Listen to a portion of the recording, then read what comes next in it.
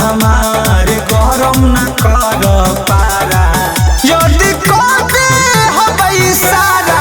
motor हो जाई दोबारा यदि कहते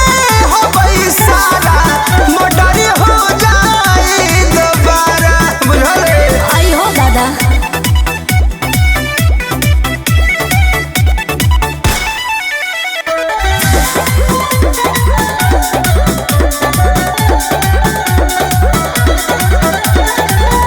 बुझतानी बोलतारा दोसर के बल पर गिदड़ लेखा भागे जइब छुटी जे के नल पर सिंहासन से के लागल बा अच्छा पीछा कबो न भागल बा गरमी भीतर से जागल बा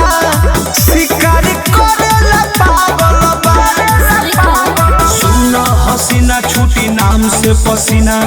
गुजेला सगरो नारा यदि कहते हबई सारा मोटर हो जाई दोबारा यदि कहते हबई सारा मोटर हो जाई दोबारा बुझले ना मन बाबू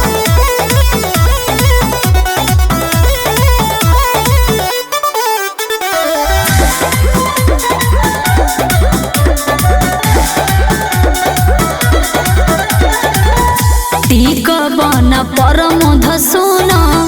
सह बन भार हो छोटन मनीष झूठो बने गैंगस्टर हो मन के कर बढ़ल बा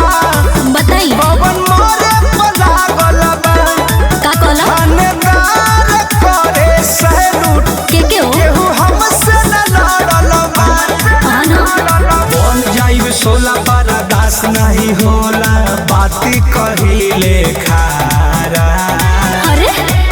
यदि कहते हबई सारा मोटर हो जाई दोबारा यदि कहते हबई सारा मोटर हो जाई दोबारा ए जान अरे जा तोरे संदेर देखनी